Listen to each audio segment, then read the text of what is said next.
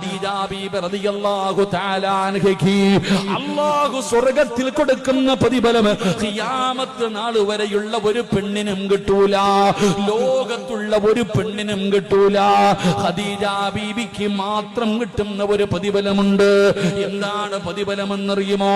മുത്തുകൊണ്ടുണ്ടാക്കിയ ഒരു കൊട്ടാരം, ഒറ്റ മുത്തുകൊണ്ടുണ്ടാക്കിയ കൊട്ടാരം, ഒരാളും ശല്യം ചെയ്യാത്ത ഭാഗത്ത് അല്ലാഹു സ്വർഗ്ഗത്തിൽ ഖദീജ ബീവിക്കൊരു കൊട്ടാരം ഒരുക്കി വെച്ചിട്ടുണ്ട്. എന്തിനാണെന്നറിയുവോ? നിസ്കരിച്ചതിനല്ല, നോമ്പ് പിടിച്ചതിനല്ല, സദഖ കൊടുത്തതിനല്ല, ഹജ്ജ് ചെയ്തതിനല്ല, ഖുർആൻ ഓതിയതിനല്ല, വഅദ് കേട്ടതിനല്ല. എന്തിനാണ് അല്ലാഹു ഖദീജ ബീവിക്ക് സ്വർഗ്ഗത്തിൽ ഒരു കൊട്ടാരം ഒരുക്കി വെച്ചിരിക്കുന്നതെന്നറിയുമോ? വഅദ് കേൾക്കാമെന്ന കല്യാണം കഴിച്ച പെങ്ങന്മാരെ, അല്ലാഹുവിന്റെ റസൂലിന്റെ ഭാര്യയായ ഖദീജ ബീവിക്ക് അല്ലാഹു സ്വർഗ്ഗത്തിൽ കൊട്ടാരം കൊടുക്കാനുള്ള കാരണം എന്തെന്നറിയുമോ?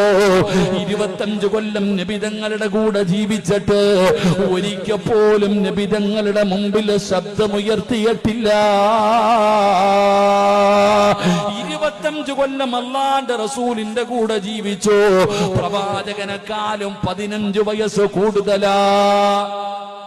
നബി സല്ലല്ലാഹു അലൈഹി വസല്ലമ തങ്ങളെക്കാൾ 15 വയസ്സ് ഖദീജ ബീവിക്ക് കൂടുതലാ.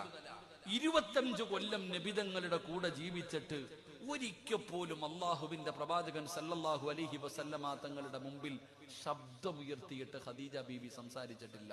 അള്ളാഹു നമുക്ക് ഈമാൻ തരുമാറാകട്ടെ.